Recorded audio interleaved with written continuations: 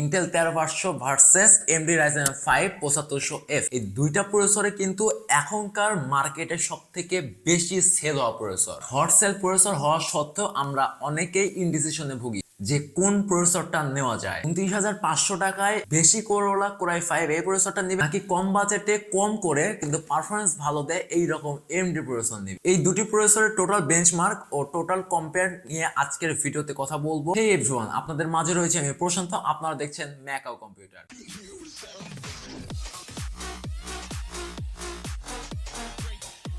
Technically পার্থক্য এই দুইটি প্রসেসরের মধ্যে কোনটার কি স্পেক আছে চলুন সেটা দেখে। প্রথমে আমরা কথা বলি এই দুটি প্রসেসরের কোনটার কত স্পিড রয়েছে সেটা। AMD Ryzen 5 7500F এই প্রসেসরের বেস ফ্রিকোয়েন্সি রয়েছে 3.7 GHz এবং বুস্ট ফ্রিকোয়েন্সি রয়েছে 5.0 GHz। অন্যদিকে ইন্টেলের এই 13500 এই প্রসেসরটার বেস ফ্রিকোয়েন্সি রয়েছে 2.50 GHz, বুস্ট ফ্রিকোয়েন্সি রয়েছে 4.80 GHz। ইন্টেল 13500 এই প্রসেসরে 14টা কোর এবং 20টা থ্রেড পাবেন। অন্যদিকে AMD Ryzen 5 7500F এই প্রসেসরে আপনারা 6টা কোর এবং 12টা থ্রেড পাবেন। AMD Ryzen 5 7500F এই প্রসেসরে আপনারা L3 32 MB ক্যাশ মেমরি পেয়ে যাবেন। অন্যদিকে Intel 13500 এ L3 24 MB ক্যাশ মেমরি পেয়ে যাবেন। AMD Ryzen 5 7500F এই প্রসেসরটা রিলিজ ডেট 22 জুলাই 2023। অন্যদিকে এই 13500 এই প্রসেসরটা 3 জানুয়ারি 2023 এ লঞ্চ হয়েছে। PCI Gen ভার্সনের দিক থেকে এই দুইটা প্রসেসরই সেম, PCI Gen ভার্সন 5.0। দুটো প্রসেসরের মধ্যে সবথেকে বড় ডিফারেন্সটা হচ্ছে DDR4 এবং DDR5।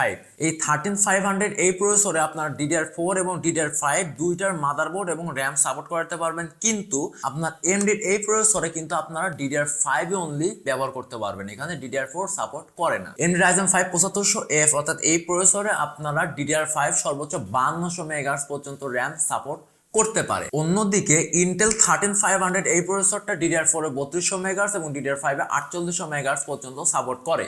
দুটি প্রসেসরের TDP প্রায় সেম 75 ওয়াট। এই দুটি প্রসেসরের মধ্যে সবথেকে বড় চেঞ্জ হচ্ছে দুইটা, যেটা একটা হলো IGPU এবং দ্বিতীয়টা হচ্ছে পিনলেস টেকনোলজি। প্রথমে আমি IGPU নিয়ে এক্সপ্লেন করি, দেন আমি পিনলেস টেকনোলজির দিকে যাচ্ছি। Intel 13500 এই প্রসেসরটা আপনারা HD গ্রাফিক্স 770 পেয়ে যাবেন, যেটা ইন্টেলের থেকে, কিন্তু AMD এই প্রসেসরে কিন্তু ইন্ডিকেটেড কোনো IGPU নেই। আর আপনি যদি এই AMD এই প্রসেসরটা দিয়ে পিসি বিল্ড করেন বা এই প্রসেসরটা যদি আপনি নেন, মাস্ট আপনাকে গ্রাফিক্স কার্ড কিনতে হবে বা গ্রাফিক্স কার্ড থাকতে হবে, কারণ গ্রাফিক্স কার্ড না থাকলে কিন্তু এই প্রসেসরটা দিয়ে ডিসপ্লে কোনোভাবে আসবে না। এবার কথা বলা যাক পিনলেস টেকনোলজির দিকে। এই 7000 সিরিজের যত সব প্রসেসর আছে সকল প্রসেসরের সবথেকে বড় চেঞ্জেস হচ্ছে পিনলেস টেকনোলজি। ঠিক তেমনি এই 7500F এই প্রসেসরে আপনারা পিনলেস সকেট পেয়ে যাবেন। আমার কাছে সবথেকে বড় সুবিধাটা মনে হয়েছে পিনলেস টেকনোলজিটি, কারণ মাদারবোর্ডে প্রসেসর লাগানোর সময় ভুল করে যদি আপনার প্রসেসর মাদারবোর্ডের সকেটের সাথে যদি একটু মিল না খায়, একটু যদি সমস্যা হয়, তাহলে কিন্তু প্রসেসরের পিন ভেঙে যাবে, আর ওইটুকু পিন ভেঙে গেলে কিন্তু পুরো প্রসেসরটাই নষ্ট হয়ে যায়। অন্যদিকে 13500 এই প্রসেসরে কিন্তু এখনো পিন যুক্ত সকেট রয়েছে। ইন্টেলের যত সব প্রসেসর আছে সবগুলো প্রসেসর যদি আপনারা ভালোভাবে দেখেন তাহলে বুঝতে পারবেন ওইখানে আইসি বা সার্কিট দেখা যায়, কিন্তু AMD 7000 সিরিজের সব প্রসেসরগুলো আপনারা কোনো আইসি বা কোনো সার্কিট দেখতে পাবেন না। এবার চলুন আমরা পারফরমেন্স টেস্টে চলে যাই। ভিডিও এডিটিং এর দিক থেকে ইন্টেলের 13500 এই প্রসেসরটা 10 থেকে 25% বুস্ট রেজাল্ট পেয়ে যাব উইদাউট গ্রাফিক্স কার্ডে। আর যদি আমরা গেমিং এর প্রসঙ্গে আসি, দেখুন এইখানে আমরা GTA 5, euro truck simulator 2, Valorant, PUBG, free fire এইসব ভারী গেমস গুলো আমরা খেলে দেখছিলাম। এখানে আমরা দেখছিলাম 10 থেকে 25% বুস্ট রেজাল্ট পেয়ে যাব AMD Ryzen 5 7500F with 4GB GPU। AMD Ryzen 5 7500F এই প্রসেসরটার বর্তমানে প্রাইস রয়েছে 20,500 টাকার আশেপাশে। অন্যদিকে Intel 13500 এই প্রসেসরটার প্রাইস রয়েছে 29,500 টাকার আশেপাশে। এবার কথা বলি প্রাইসের দিক থেকে এবং পারফরমেন্সের দিক থেকে এই দুটি প্রসেসরের মধ্যে কোন প্রসেসরটা নেওয়া আপনার জন্য সবথেকে বেস্ট হবে। প্রথমে প্রাইসের সাথে কম্পেয়ার করলে AMD Ryzen 5 7500F এই প্রসেসরটা অনেক দিক থেকে এগিয়ে রয়েছে। এবার আমরা কথা বলি পারফরমেন্স টেস্টে কোন প্রসেসরটা উইন হলো।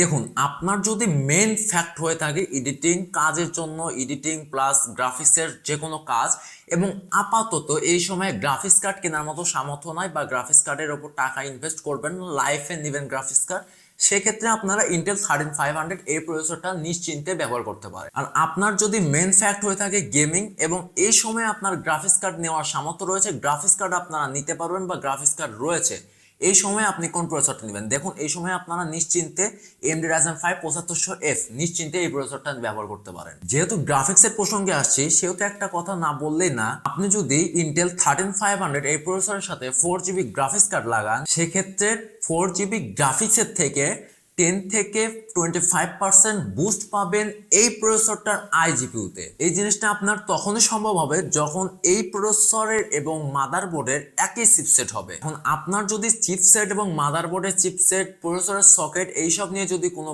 ভুল ধারণা থাকে বা কিছু বোঝেন না, সেক্ষেত্রে আমাদের চ্যানেলে অলরেডি একটা ভিডিও করা রয়েছে, সেই ভিডিওটা আমি ডিসক্রিপশনে দিয়ে দেবো, সেটা দেখে নিতে পারেন। আর এই দুটি প্রসেসর দিয়ে আলাদা আলাদা পিসি বিল্ড দেখতে চাইলে আমাদের চ্যানেলে এখনই ঘুরে আসতে পারেন, কারণ অলরেডি আপলোড দেওয়া রয়েছে। সম্পূর্ণটা আপনার উপর ডিপেন্ড করতেছে যে আপনি এই দুটি প্রসেসরের মধ্যে কোন প্রসেসরটা নেবেন। এই ছিল আজকের এই AMD Ryzen 5 7500F এবং 13500 এই দুটি প্রসেসরের মধ্যে ফুল বেঞ্চমার্ক এবং টোটাল কম্পেয়ার টাইপের ভিডিওটা ভালো লাগলে লাইক কমেন্ট শেয়ার করতে বলবেন, আর চ্যানেল নতুন হলে মাস্ট একটা সাবস্ক্রাইব করে দেবেন। দেখা হচ্ছে আগামী ভিডিওতে, ততক্ষণ সবাই ভালো থাকবেন, টাটা।